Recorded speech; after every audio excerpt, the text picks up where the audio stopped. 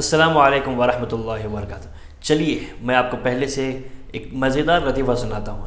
ایک آدمی اپنی بیوی کو روز کالج چھوڑنے کے لیے جایا کرتا تھا، کیونکہ اس کی بیوی کالج میں لیکچرر تھی، یعنی کہ بچوں کو پڑھایا کرتی تھی، اسٹوڈنٹ کو۔ تو ہوتا یوں کہ وہ جب بھی کالج میں چھوڑنے کے لیے جاتا ہے تب گاڑی سے اتر کے سائڈ کا ڈور کھول کے اب بیوی کو باہر، یعنی کہ سائڈ کا ڈور کھولنے کے بعد ہی اس کی بیوی باہر نکلتی تھی۔ خود جب اندر بیٹھی اس کی بیوی ہوتی دروازہ تک نہیں کھولتی تھی۔ لوگ دیکھ کے یار کتنی عزت دیتا ہے اپنی بیوی کو، کتنا خیال رکھتا ہوگا، کتنی کیئر کرتا ہوگا۔ ایک بار ایسا ہوا، دو بار ہوا، جب بھی کالج جاتا نا تب وہ جا کے ڈور خود کھول کے اپنی بیوی کو باہر بلاتا۔ یار کتنی عزت، اس کی بیوی آرام سے بیٹھی ہوتی، دروازہ کھولتی ہی نہیں۔ پھر تو سوچو نا کتنا پروٹوکال دے رہا ہے، کتنی عزت دے رہا ہے یار، تو کیا سوچیں گے؟ تو لڑکیاں سوچ کر یار اتنی عزت یا اپنی بیوی کی دے رہا تو ہمیں بھی عزت دے گا، وہ کہ لڑکے کیا کرتے اس کا نمبر مانگنا شروع کرتے۔ وہ ایکچولی آپ سے بات کرنا ہے، کچھ پوچھنا ہے آپ سے، یہ وہ بول کے اس کا نمبر مانگنا شروع کر دیتی۔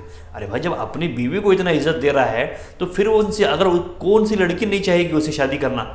تو اور کچھ عورتیں تو ایسی تھیں ان کے شوہر نے ان کو عزت نہیں دی تھی، اس لیے جو ہے ان کی کچھ چھوڑ کے چلے گئے تھے، وہ چاہتے تھے کہ ہم اسی شادی کر لیں۔ شادی کی انویٹیشن آنا شروع ہو گیا اسے، انویٹیشن کا مطلب کارڈ نہیں، رشتے بھیجنا شروع کیا کالج سے، اتنے رشتے۔ پھر اس نے بھی کہا منع کیا، ارے یار ملنے دو، ایک کے بعد شادی کرتا گیا، 4 شادیاں کی۔ لیکن سچائی یہ تھی وہ ڈور میں خرابی تھی، اس کی بیوی کھول نہیں سکتی تھی وہ ڈور کو، یہ خود جا کے باہر سے نہیں ڈور کھولتا ہو، اندر سے ڈور کھول ہی نہیں سکتا تھا۔ لیکن اتنا بہادر تھا بندہ، بتایا ہی نہیں، اس کی کسی کو نہیں بتایا۔ شادی ہونے کے بعد بھی اس نے نہیں بتایا، 1 سے ہوئی، 2 سے ہوئی، 3 سے 4 سے ہوئی تک بھی خاموش رہا ہو۔ وہ کب بتایا آپ کو؟ جب اس کی 4تھی شادی پوری ہو گئی، سارے شادیاں ہونے کے بعد، تب جا کے وہ سچائی معلوم پڑی کہ دروازہ اندر سے نہیں کھلتا، باہر سے کھلتا ہے بول کے۔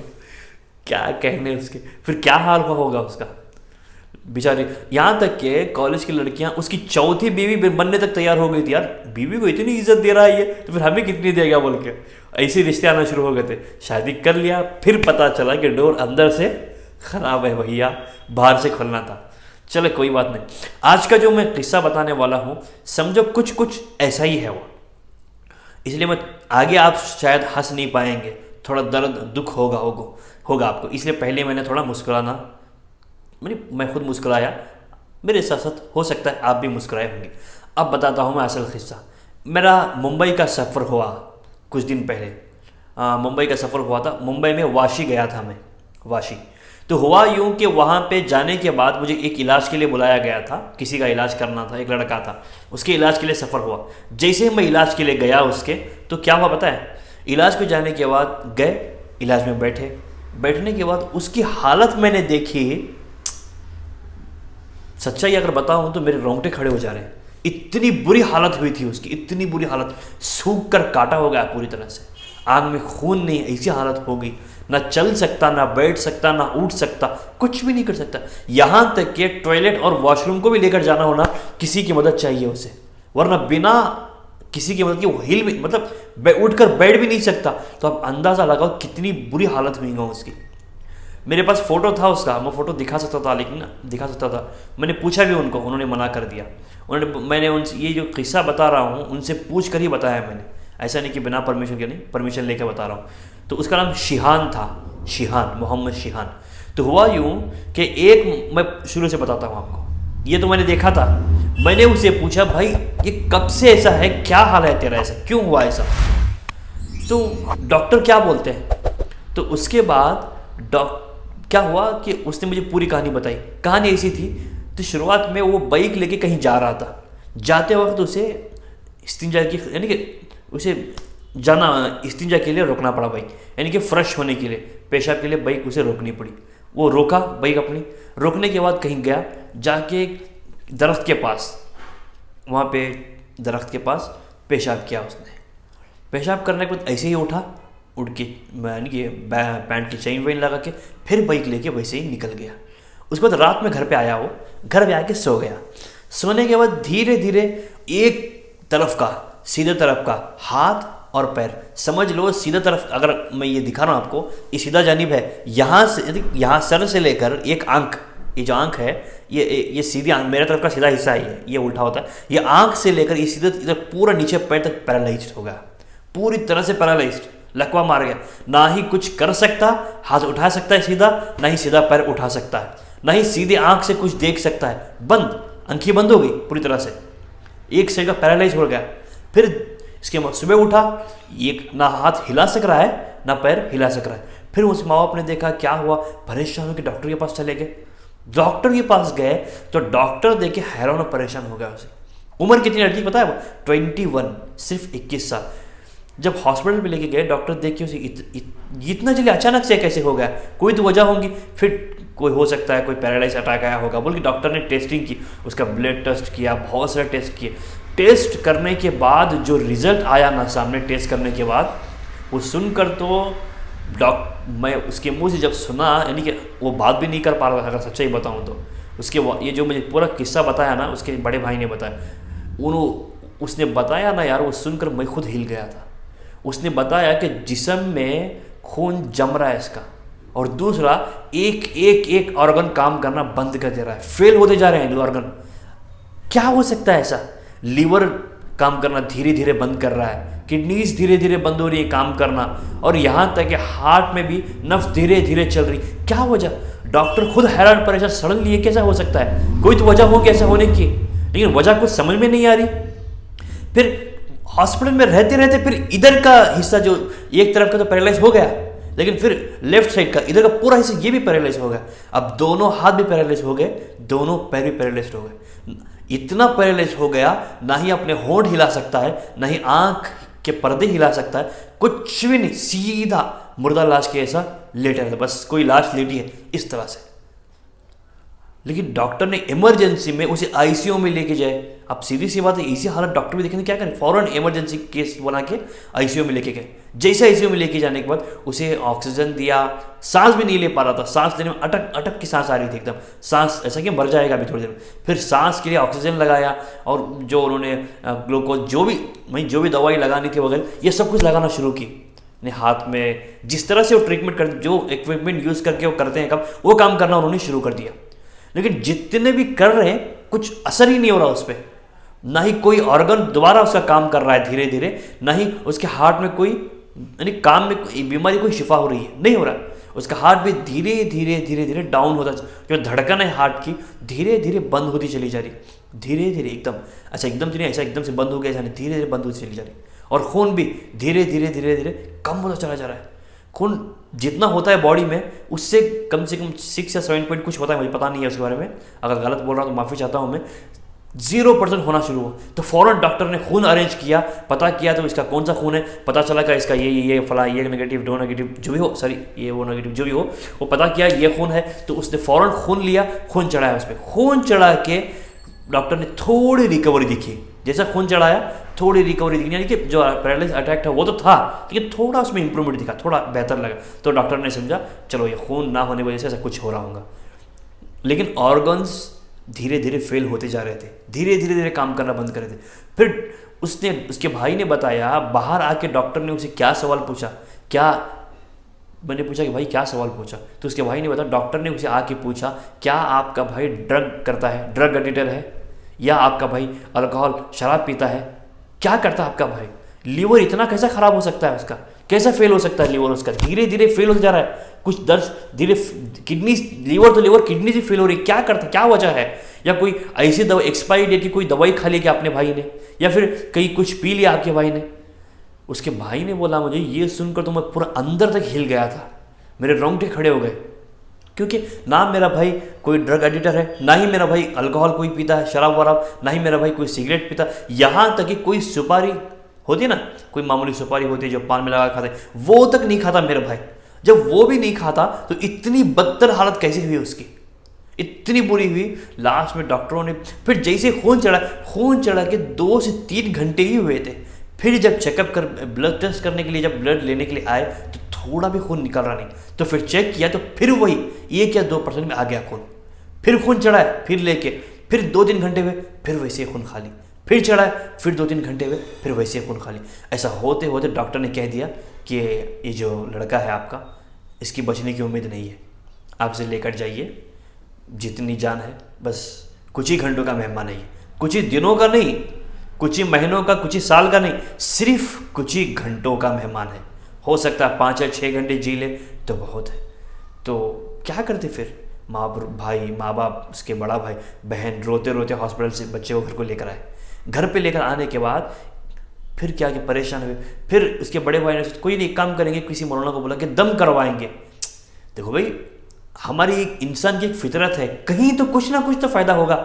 اب سمجھو کہ مجھے یہاں پہ مار لگ گیا, زخم ہو گیا مجھے, تو کیا کریں گے, یہ دوائی لگائیں گے, ہو سکتا نا کہیں نہ کہیں بہتر ہوگا. ایک امید ہوتی ہے, یہاں بیماری نہیں کم ہو رہی تو وہاں کم ہوگی, یہاں نہیں کم ہو رہی تو وہاں کم ہوگی, کوئی نہ کوئی وجہ تو ہوگی نہ کہیں تو کم ہوگی نا, امید تو ہوتی ہے نا. تو مولانا کو انہوں نے لے کر آئے. لے کر آنے کے بعد مولانا نے کیا کیا, بیٹھے اس کے پاس, اس کے بعد رقیہ پڑھا, یعنی کہ سورہ بقرہ پڑھنا شروع کیا. ہاں سورہ بقرہ پڑھا. جیسا سورہ بقرہ مولانا نے پڑھنا شروع کیا, آٹومیٹک اس کے بدن میں ہر کچھ تھوڑی دیر 2-3 منٹ کچھ نہیں ہوا, 5-6 منٹ بھی کچھ نہیں ہوا, 10 منٹ جیسے ہوا تو اس کے بدن میں دھیرے دھیرے حرکت ہونا شروع ہوئی. اب دیکھنے والا یقین نہیں کر پا رہا ہے اسے, کیونکہ یہ پیرالائزڈ ہے, نہ ہل سکتا نہ خود کچھ بھی نہیں, یہاں تک کہ آنکھوں کی پلکیں نہیں جھپکا پا رہا. تو یہ ہاتھ پیر کیسے ہل رہے ہیں اس کے, ایسا ہل رہے ہیں جیسے کہ وائبریشن ہونا شروع ہو, ویسا ہلنا شروع ہو گئے. تو پریشان گھر والے, ماں باپ بھائی بہن سب پریشان, یہ کیا ہو رہا ہے. پھر مولانا نے پانی پڑھ کے جیسے ہی اس کے فیس پہ زور سے مارا, ایک دم اس کے منہ سے زور سے چیخ نکل گئی, چیخ نکل گئی. تو نہ یہ بات کر پا رہا ہے, نہ کچھ بھی کر پا رہا ہے, ہونٹ بھی نہیں ہلا پا رہا, تو پھر کیسے یہ چیخا. تو تب مولانا نے کہا دیکھو اس پہ جن کے اثرات ہیں, یعنی کہ جن نے اس کی باڈی پہ قبضہ کیا ہوا ہے, اس کے جسم کے اندر جن ہے. آپ ایک اچھے عامل کو بلائیں اور دکھائیں, انشاءاللہ اس کا علاج ہو جائے. کوئی ڈاکٹری مریض نہیں ہے, یعنی کوئی ڈاکٹری بیماری, میڈیکل بیماری کوئی ہے ہی نہیں, سے نیچرل بیماری کوئی بھی نہیں ہے. اس پر جنات کے اثرات ہیں, پہلے سے پہلے ڈاکٹر کے پاس دکھاؤ. تو اس نے مولانا کے اچھے عامل کے پاس دکھاؤ. میں دم کرنے کے لیے آئے تھے مولانا. پھر انہوں نے ایک عامل کے پاس دکھایا تو کچھ فرق نہیں پڑا. 2 عامل کے پاس دکھایا, کچھ فرق. ایک فائدہ ہو رہا تھا کہ جب بھی کوئی پڑھنے آتے تو ہاتھ پر ہلا رہا تھا اور آواز نکل رہی تھی. لیکن ڈاکٹر نے کہا تھا کچھ گھنٹوں کا مہمان ہے, لیکن دکھاتے ایسے ہی پورا 1 مہینہ نکل گیا. اللہ کے فضل سے اس کی جان تو بچی ہوئی تھی, یہ تو اچھا تھا. لیکن کچھ کھا نہیں, بڑی مشکل سے کچھ پانی, کچھ گنجی یا کچھ پلانے کے لیے ٹھنڈا ٹھنڈا نہیں, کوئی پتلی چیز جیسا کہ کوئی میٹھا ہوا, کوئی گنجی ہوئی, ایسی کوئی پتلی چیز اسے کھلایا کرتے تھے. اسی پہ وہ زندہ تھا. پھر اس کے بعد ان کو پتہ نہیں میرا نمبر کہاں سے ملا, یوٹیوب میں دیکھ کر ملا, یا میری ویب سائٹ ہے alshifacenter.com وہاں سے ملا, یا فیس بک پیج سے. فیس بک پیج سے ابھی شروع کیا ہے میں نے, ابھی ویڈیو بھی ڈالا نہیں اس پہ. انسٹاگرام سے ملا. کہاں سے ملا نمبر, انسٹاگرام پہ ابھی شروع کیا ہے, اس وقت انسٹاگرام پہ نہیں تھا, بس یوٹیوب چینل تھا میرا, یہ بھی نہیں دوسرا چینل تھا ایک. تو ان کو وہاں سے نمبر ملا, میرا کہاں سے ملا مجھے نہیں پتا, جیسے بھی ملا. دیکھو اللہ تعالیٰ کی خاصیت ہے, اللہ تعالیٰ بندے کی مدد کرنا چاہتے ہیں, لیکن ہم جو ہے اللہ کی مدد لینا نہیں چاہتے. اب اللہ نے ذریعہ بنایا تو بس. تو وہاں پہ کسی طرح سے نمبر ملا, انہوں نے مجھے کال کیا تو ایسا مسئلہ بتایا. تو میں نے کہا دیکھو بھائی ٹھیک ہے علاج کریں گے انشاءاللہ اللہ چاہے تو. میں نے کہا کہ یہاں پر لے کے آ جاؤ ان کو. تو اس کے بھائی نے بتایا کہ نہیں وہ آ نہیں سکتا, اتنی بری حالت میں ہے, نہ ہی ہم اسے لا سکتے ہیں نہ ہی وہ آ سکتا ہے. ٹھیک ہے. تو پھر میرا آنے کا انتظام انہوں نے کیا, ساری چیزیں انہوں نے ہی کی, آنا جانا سب کچھ انہوں نے کیا سارا وغیرہ. تو میں چلے گیا. جیسے ہی جا کر پہنچا تو اس کے سامنے بیٹھا میں, جیسے ہی اس کے سامنے گیا تو مجھے کیا بولوں میں آپ کو, آنکھوں میں سے پانی آنا شروع ہو گیا. اتنی بری حالت تھی اس کی. 21 سال کا لڑکا, میں میرے اندازے سے کہوں 20 سے کم kg ویٹ ہوگا اس کا, 18 17 یا 15 kg نہیں, اتنا کم ہوگا نہیں ہوگا اللہ کو معلوم. لیکن اس کے ہاتھ ایسے ہو گئے تھے, کوئی بچے کے ہاتھ پکڑ رہے ہو آپ, ہاتھ نہیں ہڈیوں کو پکڑ رہے ہو آپ, صرف ہڈی کے اوپر ایک پتلا سا چمڑا ہے اتنا ہے. رگیں جو ہے نا اندر کی نسیں اٹھ کر دکھ رہی تھی اس کے ہاتھ میں. اتنی بری حالت ہو گئی تھی اس کی.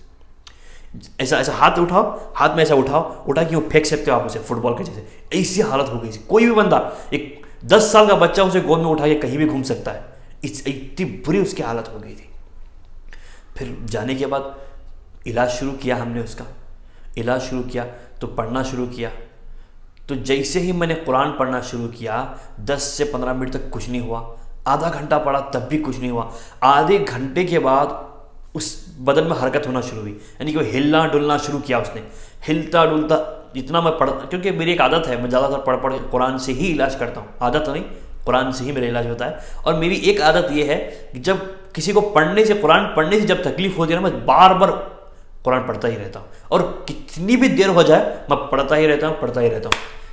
ایسا ہی میرا علاج ہے، اور میں پڑھتا ہی گیا. آپ یقین مانو 2 گھنٹے میں نے پڑھائی کی اس پہ. کتنے؟ پورے 2 گھنٹے. 2 گھنٹے پڑھنے کے بعد اس کے منہ سے آواز نکلی کہ بس کرو. اس کے ماں باپ، اس کا بھائی بہن پریشان ہو گئے یہ ورڈ، کیونکہ چیخ رہا تھا بس. یہ پہلی بار اس کے منہ سے آواز سنی انہوں نے، بس کیا، بس کرو بس.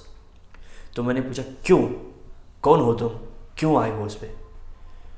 میں نہیں بتاؤں گا. اس جن نے کہا. پھر میں نے اور پڑھائی کی، پھر پڑھائی کرتے پھر آدھا گھنٹہ گزرا، پھر رک جاؤ میں بتاتا ہوں بول کر. تو میں نے رکا تو پوچھا کیوں بھائی، کیوں آئے ہو اس پہ؟ تو اس نے کہا اس نے مجھ پر پیشاب کیا تھا، میں وہاں پہ نماز پڑھنے کے لیے رکا ہوا تھا. وہ درخت، جس درخت پہ اس نے پیشاب کیا وہاں پہ میں نماز پڑھا کرتا تھا، وہ میری جگہ تھی. پاک صاف جگہ تھی، وہ کوئی گندی جگہ نہیں تھی، نہ ہی کوئی وہاں بدبو تھی، کچھ بھی نہیں تھی. اسے سمجھنا چاہیے تھا. اس نے بنا دیکھے وہاں پہ پیشاب کیا، اور وہ پیشاب کہیں اور نہیں، اس وقت میں نماز پڑھ رہا تھا اور میں سجدے میں تھا اس وقت.